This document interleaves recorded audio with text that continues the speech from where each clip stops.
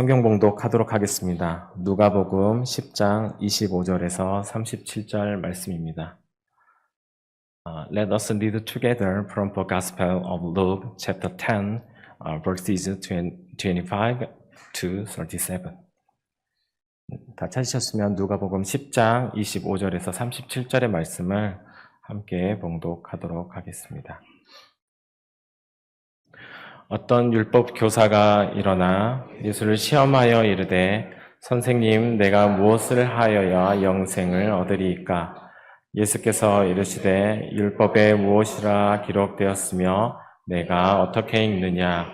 대답하여 이르되 내 마음을 다하여 목숨을 다하며 힘을 다하여 뜻을 다하여 주 너의 하나님을 사랑하고 또한 내 이웃을 내 자신과 같이 사랑하라 하였나이다.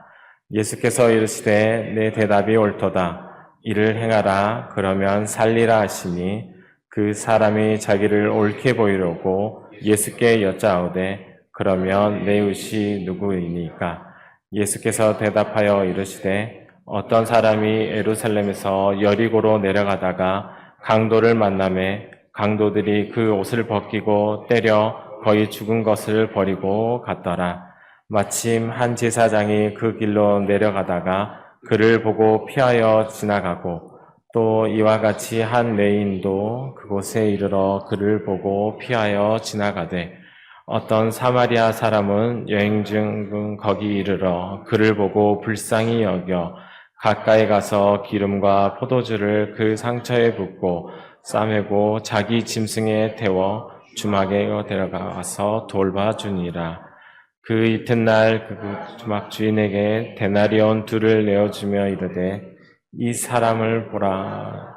비용이 더 들면 내가 돌아올 때에 갚으리라 하였으니 내 생각에는 이 3사람 중에 누가 강도 맞는 자의 이웃이 되겠느냐? 이르되 자비를 베푸는 자이되. 예수께서 이르시되 가서 너도 이와 같이 하라 하시니라. 아멘. 오늘 말씀 선포는 글로벌 미션이라는 주제로 사우스델타 교회에서 심무하시는 폴박 목사님께서 나오셔서 말씀 전해주실 때 큰 은혜 받으시길 바랍니다. 우리 박수로 폴박 목사님을 모시도록 하겠습니다.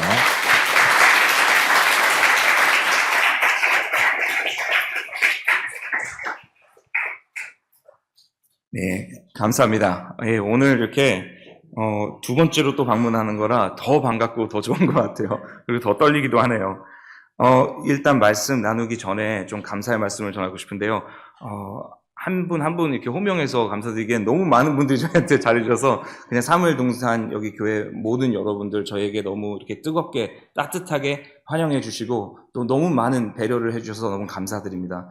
항상 이렇게 막 여러 식구분들께서 문자해 주셔서 저희 여행 여정을 이렇게 항상 생각해 주시고 위해서 기도해 주시고 이런 것이 너무나도 저에게는 감동으로 이렇게 와닿고요. 너무 감사드립니다. 근데 특별히 또 이렇게 감사드리고 싶은 분들은 저희 김세일 목사님, 담임 목사님 너무 감사드리고요. 이렇게 함께 예배할 수 있는 시간, 이런 기회 허락해 주시고 또 하나님 말씀 나눌 수 있는 특권 허락하셔서 감사드립니다. 그리고 제가 사실은 작년에 여기 한번 설교를 했잖아요. 많은 여러분들은 그때 뵀었는데 그때는 이제 슬리퍼를 신고 이렇게 예배를 드리시길래 제가 구두를 갖고 왔는데 캐나다에서 이렇게 애들까지 데리고 오는 이번 여행에는 구두를 안 갖고 와도 되겠구나. 그래서 사실 구두 없이 왔는데 깜짝 놀랐습니다. 오늘은 신발 신고 한다길래 그래서 저희 특별히 김세일 목사님께 더 감사드리는 것은 이렇게 구두를 멋진 구두를 협찬해 주셔서 제가 아웃핏이 완성이 되었습니다. 너무 감사드립니다. 그리고 또 저희 어제 성경 목사님 처음 뵀는데 제가 오래 그 목사님 밑에서 이렇게 배운 제자처럼 좀 그런 느낌이었어요. 왜냐하면 너무 많은 이 사무엘 동산 식구분들께서 목사님에 대해서 말씀해 주시고 또 목사님의 가르침에 대해서 저에게 많이 전해 주셨기 때문에 처음 뵀지만 처음 뵌 것 같지 않은 그런 느낌이었고요. 그리고 또 이제 그런 가르침을 보고 이렇게 감탄하고 뭐 존경심이 생길 수도 있겠지만 그것보다 더 중요했던 것은 그 가르침이 실천화돼서 그 여러분 그 목사님께서 가르쳤던 제자분들의 삶 속에서 그 교훈과 그 교육 철학과 그 신앙이 드러나는 게 너무 아름다운 열매로 보여서 성경에도 그 열매를 보고 나무를 알 수 있다고 하지 않습니까? 그래서 왠지 성 목사님에 대한 존경과 그런 사모하는 마음이 여러분을 보고 더 많이 커져간 것 같습니다. 그래서 오늘 이렇게 같이 예배드릴 수 있는 시간 너무 감사드리고요. 그리고 또 더더욱 나아가서 성 목사님께서 좋은 제자들 이렇게 양성해 주셔서 저희 교회도 이렇게 파송해 주시고 저희와 함께 동역할 수 있는 우리 김민혜 목사님, 김희송 목사님, 그리고 초창기 때 이제 지희 지사님, 그리고 나영 지사님까지 그리고 또 많은 분들을 보내주셔서 저희가 너무 풍성하게 신앙생활하고 또 많은 것을 배우고 갑니다. 너무 감사드립니다, 목사님. 예.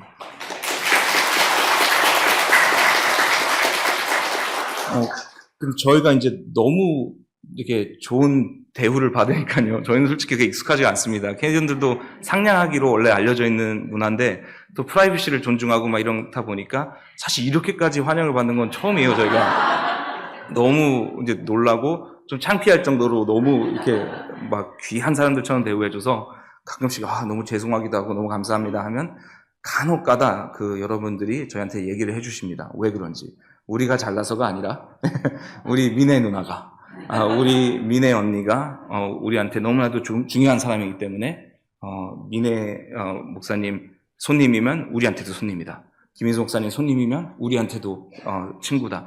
이렇게 말씀을 해주시더라고요. 그래서 저는 작년에도 이런 경험을 해봤지만 여기 케이틀린 전사님과 에론 형제님은 처음이시라 그렇게 말씀하시더라고요. 이렇게 사랑받고 존경받는 환경을 떠나서 캐나다에는 이제 언어의 장벽도 있고 또 어려운 사역지가 될 수 있는데 왜 오셨는지 살짝 이해가 안 가기도 하고 여기서 뭐 실패하고 가셨으면은 이해할 텐데 여기서 이렇게 좋은 교우들과 이렇게 뜨거운 사랑도 나누고 교제도 나누는데 굳이 이렇게 조금 더 외로울 수 있는 환경으로 가셨다는 게 진짜 하나님의 부르심을 받고 선교를 위해서 가셨다는 게 너무 당연하게 보이더라고요, 저희한테는. 근데 김민혜 목사님, 김희수 목사님만 그런 게 아니고 사무엘 동사는 모두가 그런 글로벌 미션에 대한 비전이 있다고 들었습니다.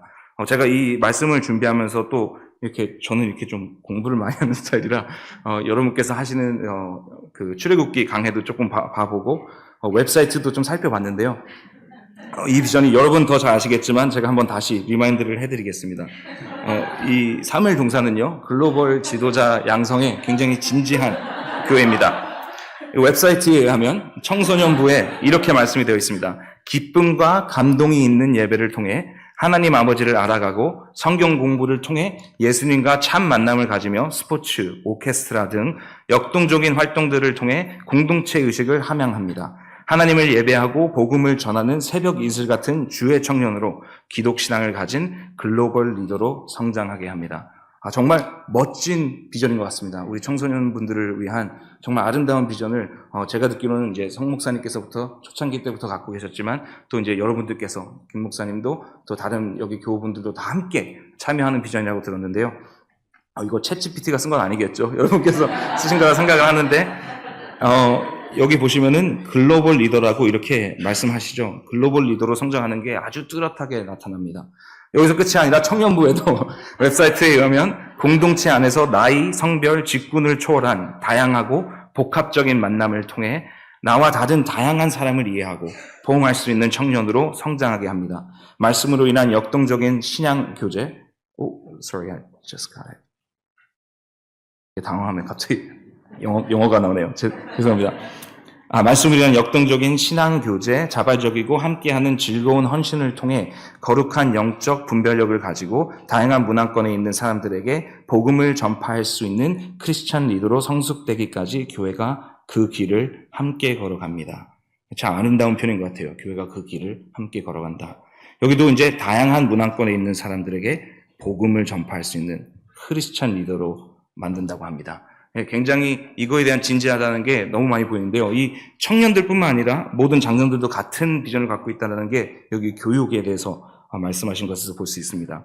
말씀 중심 교육 철학을 바탕으로 설립된 사무엘 힐 아카데미는 기독 정신을 바탕으로 다양한 분야의 전문 지식을 갖춘 글로벌 크리스찬 리더십 양성이라는 교육 목표 아래 한국과 캐나다의 캠퍼스를 조성하였습니다. 여기도 보시면 글로벌 크리스찬 리더십 양성이라는 큰 비전을 여기서 이미 표현하고 계십니다.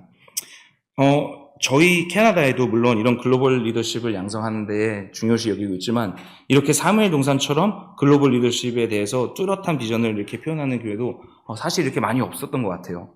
예, 정말 이것을 중요하게 여기셔서 실제로 어려운 환경 속에서도 불편한 언어도 배우고 또 새로운 환경에 도전을 하고 또 이제 대구에도 신앙교회가 세워지고 저 작년에 왔을 때는 김해에 있던 교회도 방문하게 됐고 했는데 이 한국뿐만 아니라 더 나아가서 미국, 캐나다 그리고 전 세계 하나님께서 부르시는 곳마다 순종하는 마음으로 가서 복음을 전하는 여러분의 이 비전이 너무 아름답고 성경적인 것 같습니다.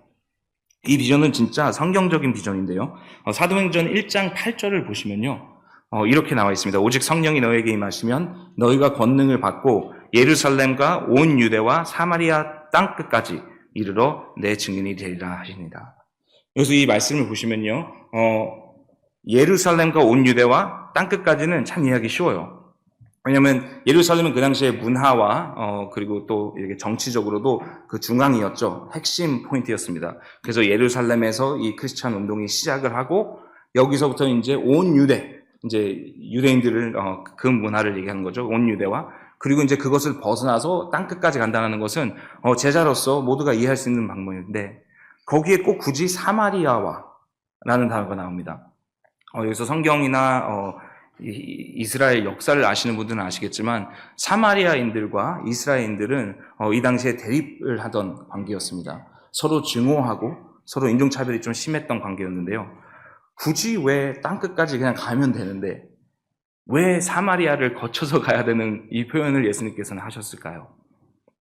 실제로 이스라엘인들은 사마리아를 거쳐서 가는 것을 싫어했습니다. 요한복음 4장에 보시면은 그 우물 앞에서 이제 예수님과 사마리아 여인의 이제 만남이 여기서 나타나는데요. 거기서도 제자들은 놀라죠. 예수님께서 사마리아를 통해서 가는 것 자체가 좀 이상한데 거기서 여인, 그것도 죄인이 확신한 그런 여인과 대화를 하시고 또 복음을 전하시고 그 여자가 가서 전도도 해와서 엄청난 그 복음의 파워풀한 이런 모습을 볼 수 있는데요. 왜 사마리아를 굳이 넣으셨는지 좋은 교훈이 저에게 있는 줄로 믿습니다. 저희 그 인종차별에 대한 내용이 누가복음 9장에서도 나오거든요. 저희 본문 바로 전장이었던 누가복음 9장 51절에서 56절 말씀을 보면요.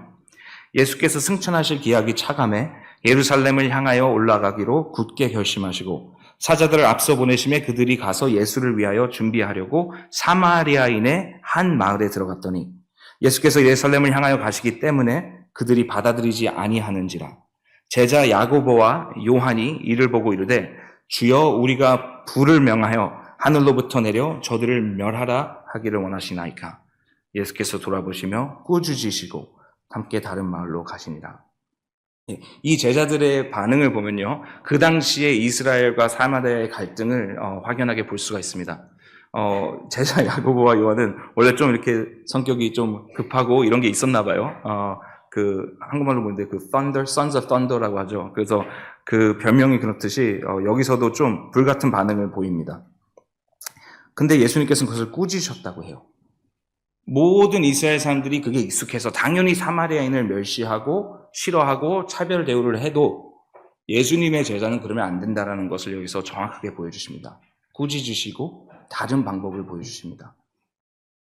그 당시에는 이게 엄청나게 획기적인 가르침이었을 겁니다. 이스라엘 랍비 중에서도 사마리아인을 무시하고 멸시하는 가르침을 많이 하셨을 텐데 예수님께서는 전혀 다른 가르침을 주신 것입니다. 글로벌 리더가 되자면 이런 예수님의 모습을 본받고 예수님의 가르침을 배워야 한다고 생각합니다.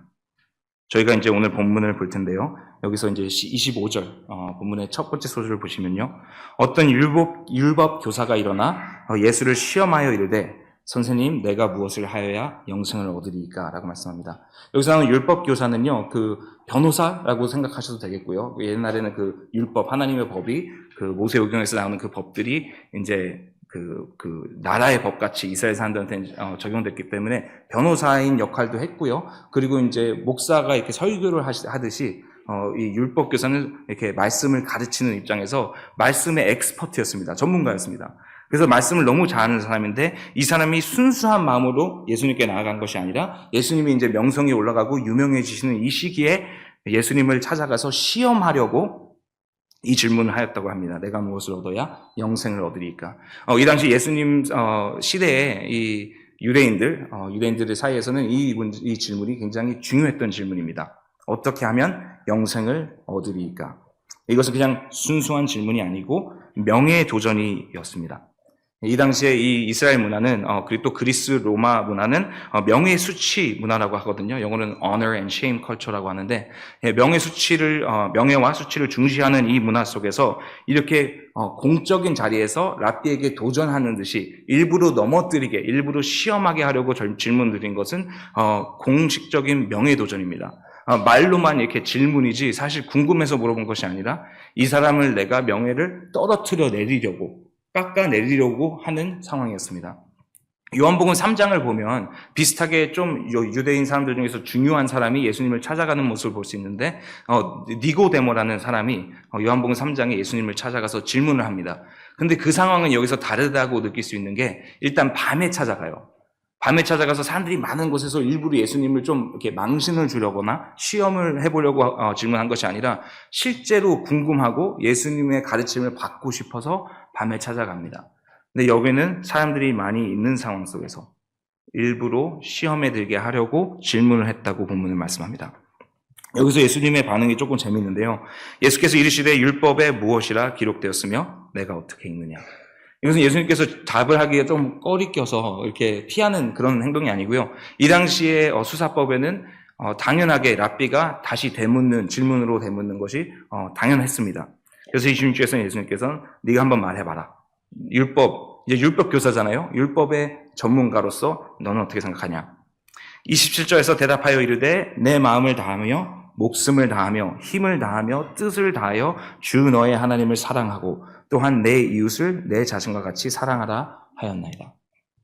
이 말씀은 굉장히 되게 사실 당연한 대답이라고 생각할 수 있습니다. 이 27절에서 나오는 말씀은요, 그 구약 성경에서 두 가지 구절을 합친 거거든요. 일단 신명기 6장 5절에서 나오는 유대인들에게는 쉐마, 그러니까 히브리어로 쉐마라고 불렸던 구절인데요. 그래서 내 마음을 다하며 목숨을 다하며 힘을 다하며 뜻을 다하여 주 너의 하나님을 사랑하라. 예, 이것이 이제 신명기 6장 5절에서 나오는 말씀인데 그 당시에 유대인 남성들은 여기 이렇게 성구함이라고 해서 이마에도 있고 이렇게 여기도 이렇게 감아서 항상 이렇게 이 구절이 새겨져 있는 성구함을 지니고 다녔었고요. 그리고 하루에 2번씩 이 구절을 낭독했기 때문에 이 율법 교사가 아니라도 사실 그냥 유대인의 좀 이렇게 하나님을 이렇게 심각하게 이렇게 생각하고 따라가는 제자였다면 누구나 낭독할 수 있는 구절이었습니다. 근데 그 구절과 레위기 19장 18절에서 나오는 내용, 내 이웃을 내 자신과 같이 사랑하라. 이 두 가지 구절을 합쳐서 예수님께 대답으로 이제 드리는 것입니다. 그래서 예수님께서 내 대답이 옳도다. 이를 행하라. 그러면 살리라. 이렇게 말씀하십니다. 여기서 이제 대화가 끝나면 아주 짧은 본문으로 끝날 텐데 여기서 대화가 끝나지 않고 계속 29절에 가면은 그 사람이 여기서 포기하지 않아요. 예수님이 이렇게 시험에 들지 않으시니까 여기서 포기하지 않고 한 번 더 시도합니다. 그 사람이 자기를 옳게 보이려고 예수께 여짜오되 그러면 내 이웃이 누구니까? 이 질문도 그 당시에는 굉장히 많이 흔하게 랍비들한테 물어보는 질문들이었습니다. 자, 영생은 어떻게 합니까? 넌 어떻게 생각하는데? 이렇게 하면 합니다. 맞아. 그러면 이웃이 누군데요? 자, 여기서 조금 문제가 생깁니다.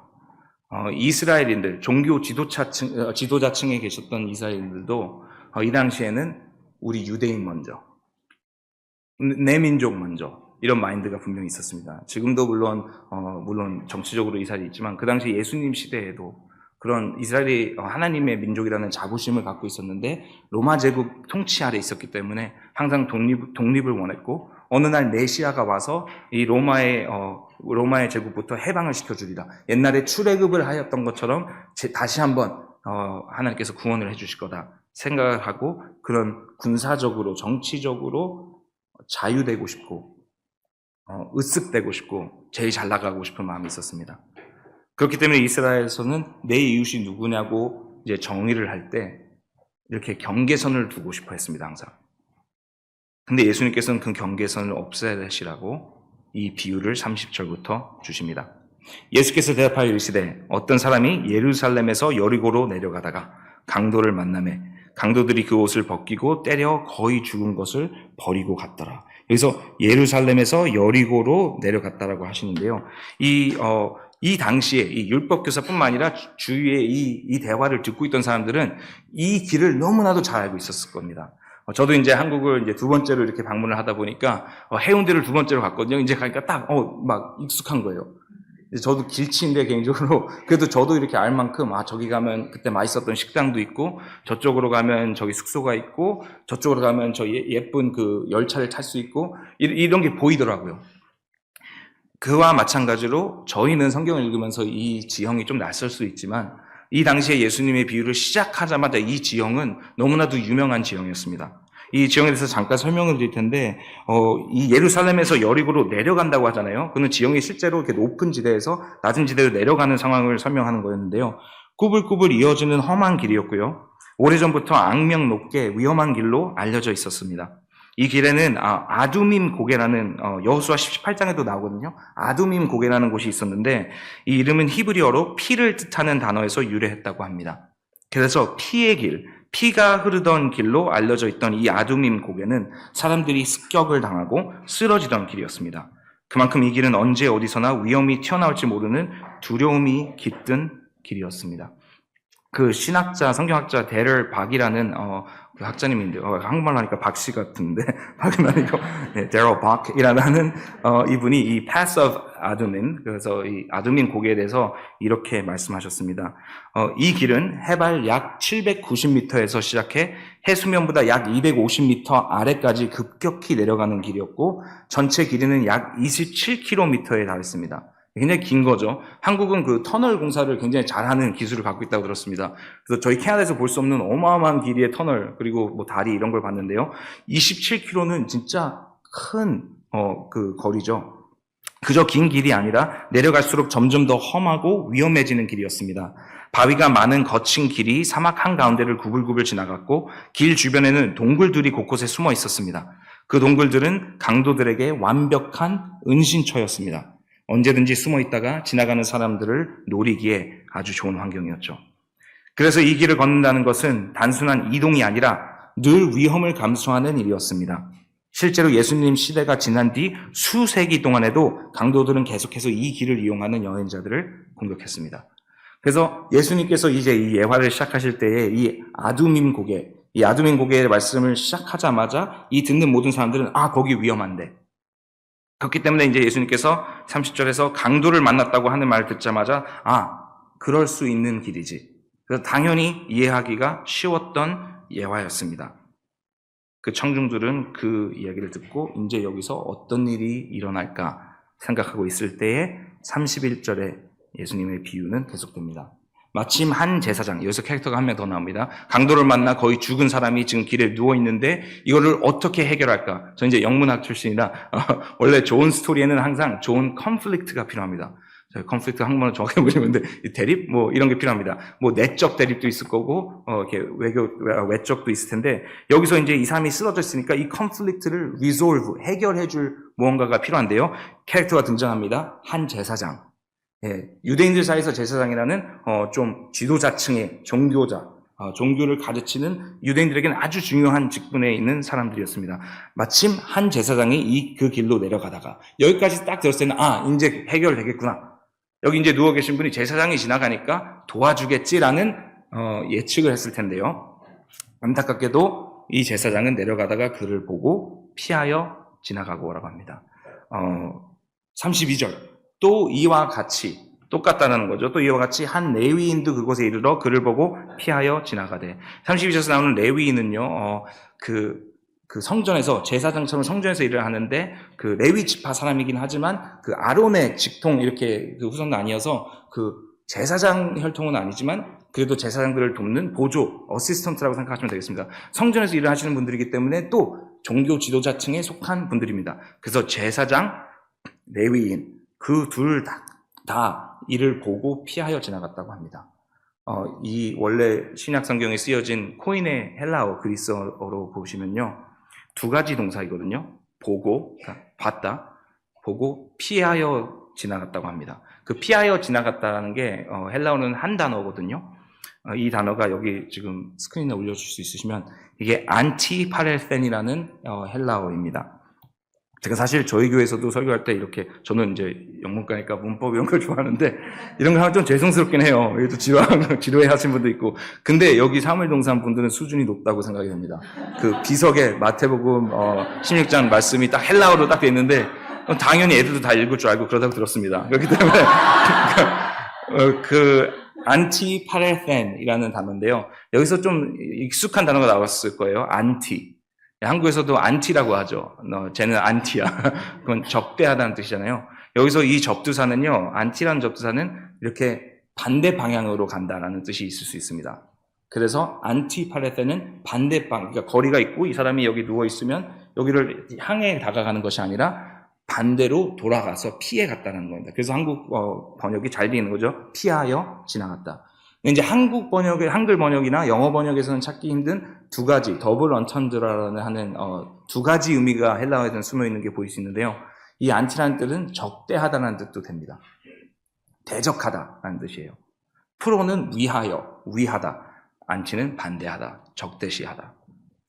아니, 그냥 좀 힘들어하고 있는 사람을 놓고 지나갔다고 해서 꼭 굳이 적대했다, 대적했다까지 하기엔 좀 너무 강한 표현이 아닌가 싶을 수 있는데요. 생각해 보세요. 여러분의 친구 아니면 사랑하는 사람이 누워서 죽게 생겼는데 그를 가만히 보고 돕지 않고, 도울 수 있는 환경에 있음에도 불구하고 돕지 않고 간다. 친구일까요, 이분이? 아니죠. 원수가 아닌 이상 사실 죽도록 내버려두는 거는 사람이 할 도리는 아닌 것 같습니다. 그래서 이 헬라어에서는 두 가지 번역이 둘 다 해석이 되는 것 같습니다. 물론 반대로 돌아가기도 했지만 이 사람을 친구나 이웃으로 상대해주지 않고 이 사람을 원수나 적처럼 여겼다는 것입니다. 안티파레센. 프로를 했어야 되는데 안티를 하였다는 것입니다. 여기서 그래서 이제 31절, 32절에 제사장과 레위인이 나왔으니까 이제 세 번째 캐릭터가 등장해서 드디어 구원자가 나와야 되겠죠. 이 시대 예수님의 수사법에서는요, 유대인들도 그리고 그리스 로마인들도 당연시 여기는 그런 수사법이 있었습니다. 뭐냐면 비유를 얘기할 때 세 가지를 얘기해야 돼요. 두 개는 살짝 아쉽고요. 네 개는 좀 오버하는 것 같아요. 그래서 그 당시에 사람들이 이렇게 랍비들이나 철학자들이 예화를 주실 때는, 비유를 주실 때는 세 개를 하는 게 딱 좋은 숫자라고 합니다. 그래서 누가복음 15장 보시면은 아주 유명한 비유들이 나오는데요. 잃어버린 동전, 그리고 잃어버린 양, 그리고 잃어버린 아들, 돌아온 탕자 이야기가 나옵니다. 세 가지 비유가 거기서도 나오죠. 성경에서 보면 이렇게 그렇게 세 가지로 예화가 나오는 게 많이 볼 수 있는데요. 그 시대는 흔한 일이었어요. 그래서 이 듣고 있는 율법교사나 그 주위에 있던 청중들은 세 번째를 지금 기대하고 있는 거예요. 제사장도 해야 할 일을 못해서 실패한 모습을 보이고, 레위인도 해야 할 자기의 도리를 못하고 실패한 것을 보입니다. 물론 여기서 핑계를 대줄 수 있죠. 그 사람들이 뭐 의식적인 부정이 이제 되면 뭐 성전에서 일하는데 방해될까봐 안 했다. 아니면 나도 이 아두민 고개가 엄청 이렇게 위험한 곳인데 나도 여기서 괜히 지체했다가 또 같은 꼴이 될까봐 피해갈 수 있다. 물론 핑계가 있겠죠. 하지만 제사장으로서, 레위인으로서 할 도리를 못했다라는 것은 율법교사도 듣고 알았을 거고 듣는 청중들도 알았을 겁니다. 그 당시에는요, 예수님뿐만 아니라 이 종교 지도자들을 비판하는 철학자들이나 선생들이 많이 있었습니다. 그렇기 때문에 이 듣는 입장에서는 이거 뻔한 이야기네, 뻔한 이야기구나. 여기 예수님도 그냥 다른 랍비들처럼 지금 종교 지도자들은 타락했고 개선해야 된다, 이런 가르침을 하시려나 보구나. 제사장도 잘못했고 레위인도 잘못했으니까 이제 나올 캐릭터는 평신도구나. 예, 이 교회는 절대 아니라고 생각합니다. 절대 그런 이유가 없겠지만 그 당시에 이스라엘에서는 그럴 만한 이유가 있었나 봅니다. 그렇기 때문에 여기 있는 청중들은 평신도가 세 번째 등장할 거라고 예측했을 겁니다. 하지만 33절에 보시면 완전 반전이 있습니다. 정말 생각지도 못했던 반전 때문에 사람들이 깜짝 놀랐을 겁니다. 33절 보시면요, 어떤 사마리아 사람은 여행하는 중 거기 이르러 그를 보고 불쌍히 여겨, 이렇게 말씀합니다. 여기 지금 스크린이 잘 안 되는 것 같은데 제가 이거 또 헬라어를 또 하나 더 준비했거든요. 그 31절에서 2절을 보시면요. 그 헬라어 성경으로 보면 이게 되게 뚜렷한데 영어나 한국말로 하면 좀 보기 힘듭니다. 그 제사장 캐릭터가 등장할 때 이 문장에 이 구절의 네 번째 단어가 제사장입니다. 그래서 여기 이제 카타, 그러니까 by chance, 카타 순크리안 데 히에루스. 그래서 히에루스가 제사장이거든요. 그러니까 네 번째 단어가 제사장이에요. 두 번째 32절에서 레위인이 소개될 때도 네 번째입니다. 그와 같이 이제 또 레위인이. 그래서 이 네 번째 헬라어 단어가 레위인입니다. 그래서 항상 소개될 때 그 캐릭터가 먼저 나오지 않았어요. 근데 33절을 보시면 어떻게 되냐면은 첫 번째 단어가 사마리테이스. 그래서 사마리아인. 이게 헬라어로는 이런데 이제 한국말이나 영어는 이런 문법이 없어서 그렇게 안 합니다. 한국말로는 제가 보니까 강조할 때 저희 아내가 항상 물어봐요. 저희 어머니가 왜 이렇게 말씀하시냐고. 근데 한국말로 이렇게 할 때 대화를 할 때 강조를 하려면 이제 힘을 줘야 돼요. 그죠? 그러니까 이거 맛있네요. 그러면은 목사님 맛이 없었나 보네 이렇게 생각해요. 그죠? 이거 너무 맛있어요. 그냥 그랬나 보다. 너무 맛있어요. 이래야지 맛있는 거예요. 그죠? 이제 한국은 이렇게 강조를 합니다. 이 당시에 코인의 헬라어로는요, 강조를 할 때는 순서로 강조하는 경우가 많이 있었습니다. 이 단어의 순서가 문법적으로 중요했어요. 그래서 저희는 뭐 단어가 네 번째 등장하든 첫 번째 등장하든 뭐가 상관있냐, 그냥 강조를 해야지 강조가 된 거지. 그럼 그게 아니라 헬라어를 쓸 때는 이 단어를 굳이 아까 31절, 2절은 똑같은 그 포뮬라를 쓸 때, 공식을 썼을 때 네 번째 단어로 나왔는데 33절에서는 첫 번째 단어로 사마리안이 나왔다는 것 자체가 이것을 반전으로 느끼게끔 쓰여진 것입니다. 그래서 사마리아인이 however 다르게 했다는 거예요. 그래서 한국 성경에서도 보면 사마리아인은 그 나오죠.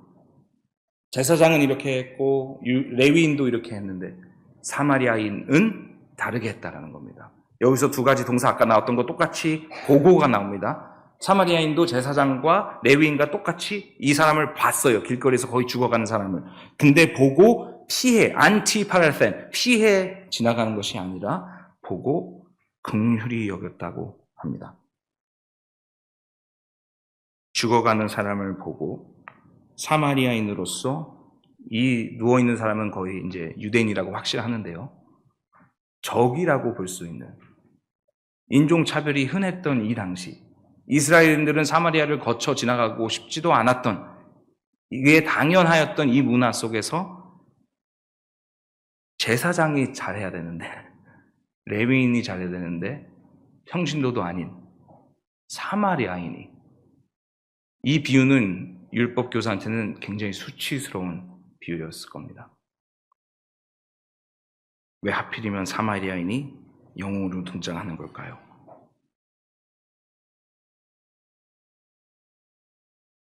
그래서 이제 예수님께서는 이제 질문하시죠. 여기서 이렇게 그냥 불쌍히 여기지만 않고 가까이 가서 기름과 포도주 그 상처에 붓고 싸매고 자기 짐승에 태워 주막으로 데리고 가서 돌봐줬다고 합니다. 여기서 자기 동물도 있고 짐승이 이렇게 태울 수 있고 이런 포도주 이런 게 있었다는 것은 아마 이 사람은 상인이거나 비즈니스 퍼슨이었을 거예요. 재력도 조금 있었을 거고 지금 이렇게 물품들을 갖고 이 위험한 고개 생각해 보세요. 아두밈 고개 아까 말씀드렸잖아요. 이 고개 강도 만나서 지금 이 사람도 지금 거의 죽어가고 있는데 내가 많은 물품과 동물도 있는데 나도 습격당할 수 있거든요. 똑같은 자리에서. 그 강도가 여기 지금 해치고 간 강도가 여기 어딘가에서 동굴에 숨어 있을 수 있는 이 상황 속에서 자기 동물을 갖고 와서 이 사람을 돌보아주고 거기서도 모자라서 그 이튿날 그가 주막 주인에게 데나리온 2를 내어주며 이르되 이 사람을 돌보아주라. 비용이 더 들면 내가 돌아올 때에 갚으리라 하였느냐. 예수님께서 질문합니다. 내 생각에는 이 세 사람 중에 누가 강도 만난 자의 이웃이 되겠느냐. 여기서 이제 대답이 재밌죠. 이르되 자비를 베푼 자니이다. 차마 사마리안이라고 말하기에는 싫었나 보죠. 예, 자비를 베푼 자. 율법 교사가 볼 때도 이 비유에서는 당연히 세 번째 사마리아인이 좋은 이웃이 되었습니다. 하나님 나라에서 하나님께서 가르치시는 그런 이웃이 된 것입니다.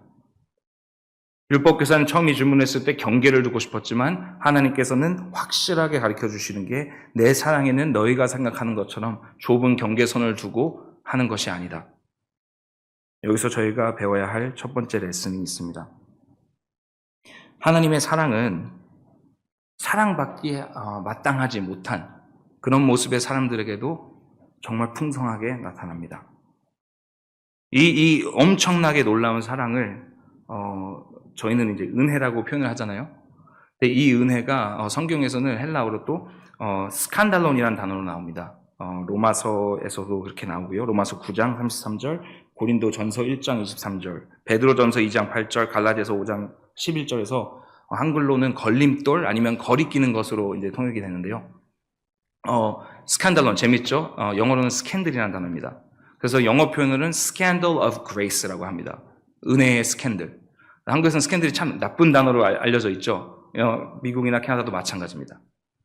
그만큼 하나님의 사랑이 이렇게 진짜 사랑받지 못할 것 같은 죄인, 진짜 흉악한 죄인에게도 하나님은 사랑하신다라고 하면은 와, 하나님 사랑 대단하시다. 정말 놀랍다. 따라하고 싶다. 이렇게 해야 되는 게 당연한데 반대로 시기하고 질투하고 싫어하는 겁니다. 불쾌해하고. 왜냐?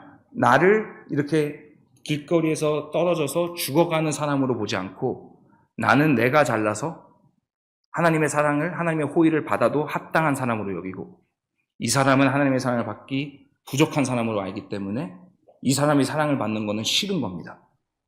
이스라엘이 사마리 사람들을 멸시했던 것처럼 나는 의롭지만 이 사람은 의롭지 않기 때문에 나는 물론 말로는 예수님께서 의의 옷을 입혀주셨다 하지만 나는 예배도 잘 드리고 헌금도 잘하고 열심히 봉사하고 열심히 선교하니까 나는 받아도 되지만 얘는 교회도 안 나오고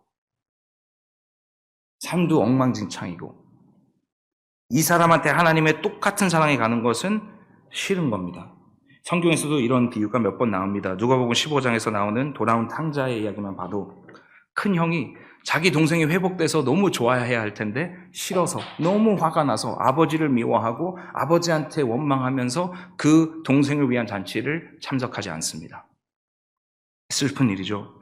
마태복음 20장을 보셔도 그 품꾼들, 그 일꾼들이 이제 그 주인이 나와서 이제 포도원에 보내주는데 한 명은 새벽 6시에 일어나서 열심히 일합니다. 그 뜨거운 날에 열심히 일하고 9시에도 일어나서 가고 12시에 간 사람도 있고 오후 3시에 간 사람도 있고 심지어 오후 5시에 마지막 1시간만 일한 사람들도 있습니다. 그래서 예수님이 거기서 너는 왜 여기서 놀고 있냐 이렇게 물어보시니까 아무도 나를 고용 안 해줘서 있습니다. 너도 가라. 1시간 일하고 와서 다들 똑같이 한 데나리온을 받습니다. 첫 번째 새벽 6시부터 일한 사람은 한 데나리온이 너무 정당한 페이이기 때문에 좋습니다 하고 일을 했는데 분명히 1시간밖에 일을 안 하는 사람이 자기와 똑같은 대우를 받는 게 못 견디겠는 거예요. 그래서 막 항의하고 그러니까 예수님께서 20장 15절 말씀에 이렇게 대답하십니다. 내 것을 가지고 내 뜻대로 할 것이 아니냐? 내가 선함으로 내가 악하게 보느냐? 하나님 것으로 하나님께서 풍성히 베풀어 주시겠다는데 나의 선함을 왜 너는 악함으로 보느냐? scandalous 하다. 걸림돌처럼 보이는 겁니다. 여러분, 하나님의 사랑은 인간의 사랑의 경계를 훨씬 넘어섭니다. 하나님은 우리와 다른 모습의 사람들, 자격이 없다고 여겨지는 사람들, 긍휼을 받을 만하지 않다고 생각되는 사람들을 하나님은 그들을 향한 우리의 멸시를 없애기 원하십니다. 우리 세상은 종종 사람들이 하나님의 긍휼을 얻기 위해 무엇인가를 자격으로 얻어야 된다고 요구합니다. 종교는 계속해서 우리가 명예의 자리를 얻기 위해 노력해야 한다고 하지만 복음은 그 자리를 그럴 자격이 없는 사람들에게도 그리스도께서 은혜의 선물로 주신다고 말씀합니다. 이러한 타인에 대한 멸시와 요구는 진정으로 효과적인 글로벌 리더십을 가로막는 일입니다. 참된 글로벌 리더들은 남을 멸시하거나 무시하지 않고 하나님의 형상대로 창조된 귀한 생명의 존엄성을 존중하며 주님의 뜻을 본받아 그들에게 은혜와 긍휼로 다가갑니다. 안티파라텐이 아닌 프로, 그들을 위하여 살아가는 복음의 발걸음입니다. 이 복음은 또 다시 헬라어로 하면 유한겔리온이라는 뜻인데요. 너무 멋있는 표현 같아요. 유한겔리온, 좋은 소식. 이 기쁨의 소식은 사실 성경에서 원조가 아니고요. 원래 있던 표현이라고 합니다. 로마 제국, 저는 또 이제 영문학하다 보니까 이제 로마 역사를 조금 공부하게 됐는데, 그 로마 제국에서는요, 이 요한겔리온을 성경 전부터 미리 쓰고 있던 표현입니다. 이거는 군사 용어인데요. 승전 소식입니다. 승리의 소식. 그래서 이제 그 당시에는 이제 뭐 핸드폰이나 트위터나 이런 게 없으니까 이제 승리를 하고 전쟁이 있으면은 메신저가 딱 중요한 책임을 갖고 갑니다. 가서 우리의 승리 소식을 전해라. 이거 굉장히 중요해요. 왜냐면 옛날에도 세계 2차 대전 때도 예를 들어서 전쟁이 끝났는데 안타깝게도 그 소식이 전달되지 않아서 또 불필요하게 생명을 잃었던 경우가 있습니다. 승전 소식은 물론 이건 나중에 전해되지 이게 아니에요. 승전 소식은 사실 굉장히 중요한 소식이기 때문에 빨리 전하고 그 승전 소식이 전해지자마자 모든 것이 바뀌는 것입니다. 이 승전 소식에 대해서 지금은 돌아가셨지만 뉴욕에서 사역하신 팀 켈러 목사님이 계시는데 그 목사님은 좋은 소식, 복음의 전달자라는 비유를 말씀한 적이 있습니다. 그분이 말씀하시기에 만약 정찰병이 적군이 당신의 마을을 침공해 오는 것을 보았다면 그는 달려가서 사람들에게 경고해야 합니다. 경고의 메시지를 들고 가는 겁니다. 참호를 파고 성벽을 쌓고 무기를 준비하고 전략을 세워야 합니다. 전투를 준비하라라는 메시지를 전하게 될 것입니다. 하지만 만약에 정찰병이 강력한 군대를 이끈 왕이 갑자기 나타나서 그 적군을 가로막고 완전히 물리쳐버렸다면 어떨까요? 그때 정찰병이 전하는 메시지는 더 이상 경고 메시지가 아닙니다. 그는 기쁜 소식, 승리의 소식이 됩니다. 이것이 바로 요한겔리온 복음입니다. 복음은 우리가 싸워야 하기 때문에 준비하라는 메시지보다 더 먼저 핵심은 예수님께서 십자가에서 못 박혀 저희의 죄를 다 사하여 주시고 저의 죄값을 완벽하게 지불하셨기 때문에 예수님께서 이루신 그 승리의 소식을 우리에게 전해주시는 것입니다. 예수님께서는 그 무덤에서 계속 있지 않으시고 사흘 만에 부활하셔서 저에게도 부활의 소망을 허락하신 그 놀라운 승전 소식을 온 땅에 널리 전하는 유대에서부터 사마리아를 거쳐 온 땅에 전하는 것이 바로 복음의 발걸음입니다. 하나님 나라의 귀하게 쓰임받는 글로벌 리더가 된다는 것은 우리가 잘나서 되는 것이 아니라 하나님께서 이미 이루신 승리를 신실하게 전하는 것입니다. 어제 저녁 예배 드리신 분들은 김희송 선생께서 너무나도 이 표현을 잘 해주신 것 같습니다. 우리가 스스로 영웅이 되는 것이 아니라 우리가 이루는 것이 아니라 예수님께서 이미 이루신 그 승리를 전하는 것이 저희의 할 일입니다. 옛날에 21이 내가 제일 잘 나간 노래를 했었죠.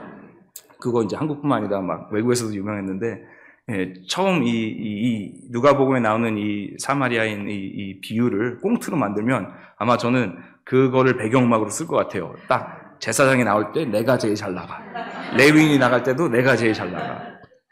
근데 복음을 전달하는 글로벌 리더들의 테마송은 내가 제일 잘 나가가 아니라 오직 예수님만 제일 잘 나가시는 겁니다.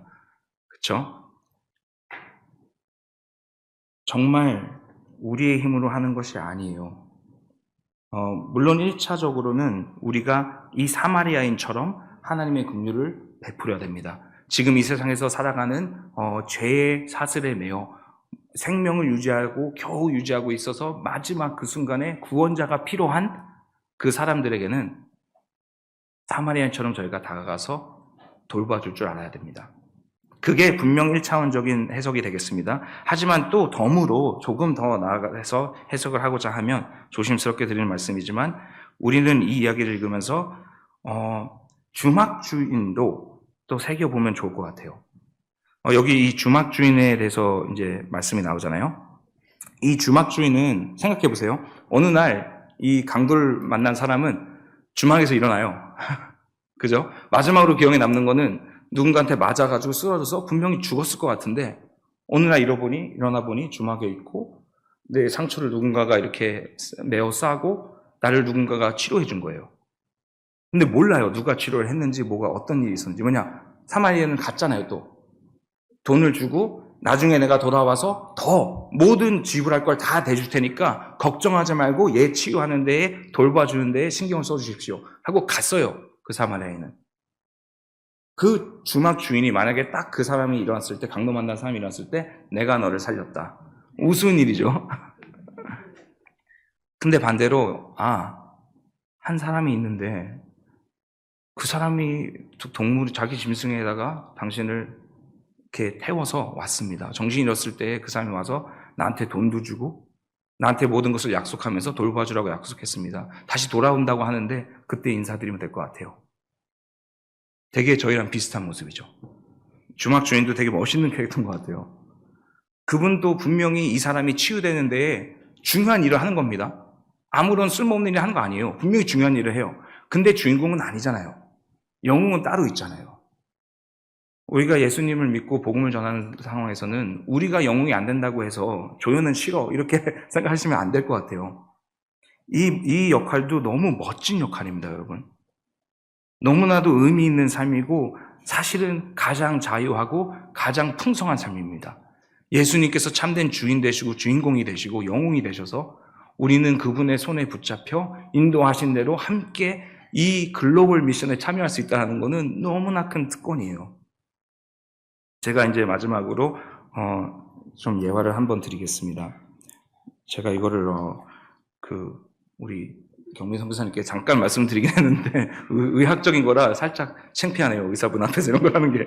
제가 이런 걸 여러 번 하다가 그 2006년도에 제임스 코엔, 힐러리 셰이퍼 그리고 리처드 데이비슨이라고 하는 학자분들께서 미국 버지니아 대학교에서 한 연구가 있습니다. 2006년도에 20년 전에 이루어진 연구인데 이 연구가 참 하나님의 공동체를 나타내 주는 것 같아요. 되게 재밌어요. 한번 보세요. 이 기능적 자기 공명 영상, fMRI입니다. 이 fMRI 연구에서는 결혼한 여성 16명이 남편의 손을 잡은 상태, 그리고 익명의 남성 실험자의 손을 잡은 상태, 또는 아무 손도 잡지 않은 상태에서 전기 충격에 대한 위협에 노출되었다고 합니다. 연구 결과 여성들이 남편의 손을 잡고 있을 때 감정적 및 행동적 위협 반응을 담당하는 신경계의 활성화가 전반적으로 감소되는 것을 나타났습니다. 낯선 사람의 손을 잡았을 때에도 이러한 신경 활성의 감소가 나타났지만 그 정도는 조금 더 제한적이었습니다. 특히 주목할 점은 배우자와의 손잡기가 신경학적 위협 반응에 미치는 영향이 결혼의 질에 따라 달라졌다는 것입니다. 즉 결혼의 질이 높을수록 낯선 사람의 경우가 아니라 배우자의 손을 잡고 있을 때 오른쪽 전측 섬엽 상전도의 시상하부에서 모두가 아는 뇌의 위협과 관련된 신경 활성화가 더 낮게 나타납니다. 20년 전만 해도 이런 게 가능했나 봐요. 돈을 주면 이런 실험 대상자가 되겠죠. 이게 전기 쇼크로 이렇게 아프게 하는 거예요. 그래서 이제 뇌를 fMRI를 찍었을 때에 이 신경 반응을 공부하는 건데 여성분들께서 남편 손을 잡았을 때 이 위협 요소나 이 아픔이 강도가 더 적게 리포트됐다는 겁니다. 아무 손 안 잡았을 때는 제일 높게 나왔고요. 심지어 내가 아예 모르는 남인데도 그 사람 손을 잡으면 조금 더 낫대요. 네, 성경에는 이미 예전부터 쓰여있던 진리입니다. 하나님은 우리를 공동체 생활하기에 만들어 주신 거예요. 사무엘 동사는 저희보다 그걸 훨씬 더 잘하시는 것 같아요. 공동체 생활을 너무 아름답게 하시는 것 같아요. 하나님은 여러분은 그렇게 창조하셨거든요. 과학적으로 살짝 보이는 것뿐이에요. 하나님께서 이미 이렇게 말씀해 주신 사실을. 근데 여기서 생각해 보세요. 복음을 전할 때 여러분께서 그분들을 찾아가서 사마리아인처럼 내가 너의 손잡아 줄게. 네가 아프고 네가 죄에서 힘들어하고 이 세상 고난을 겪을 때에 혼자 두지 않고 내가 너 손잡아 줄게. 이거는 성경적으로도 과학적으로도 확실하게 그분들에게 도움이 된다는 것이 발견되었다는 겁니다.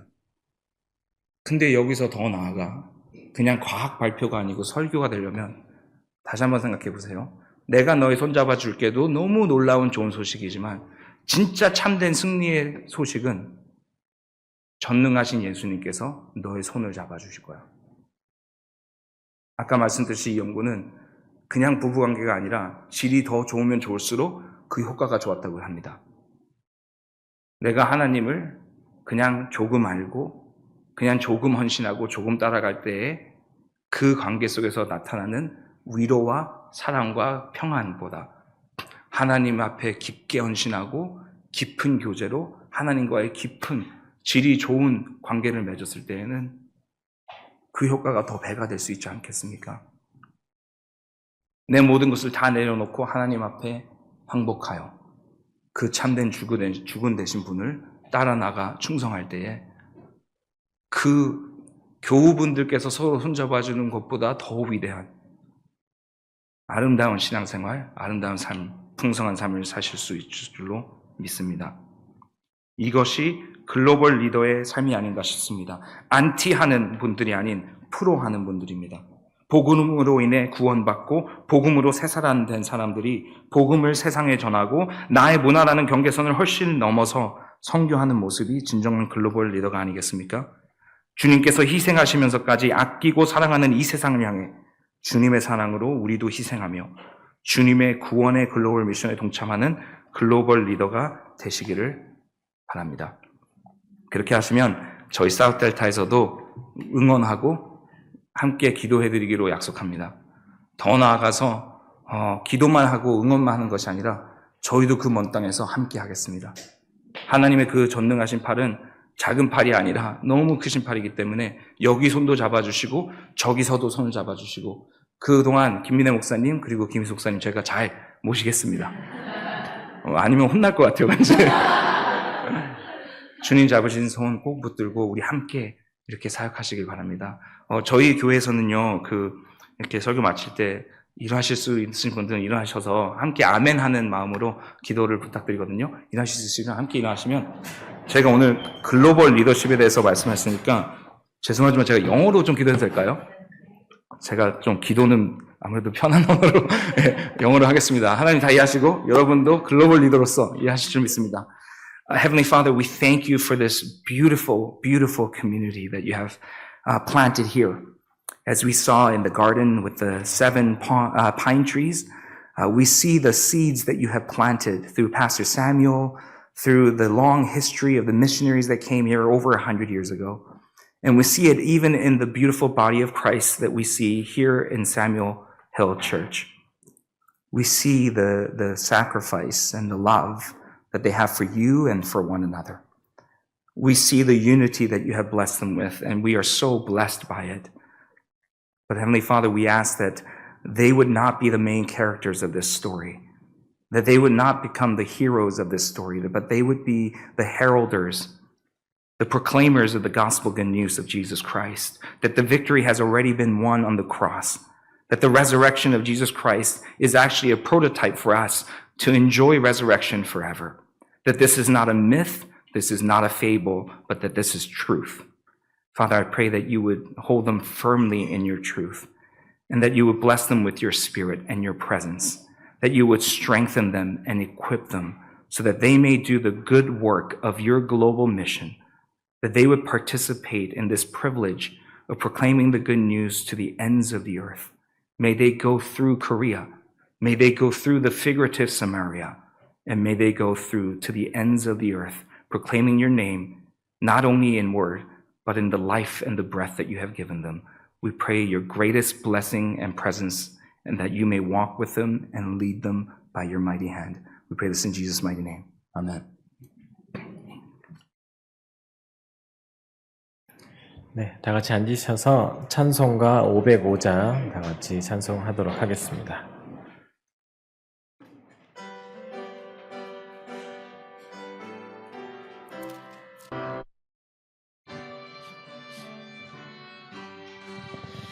온 세상 위하여 나 복음 전하리 만 백성 모두 나와서 주 말씀 들으라 죄 중에 빠져서 헤매는 자들아 주님의 음성 듣고서 너 구원받으라 전하고 기도해 매일 증인 되리라 세상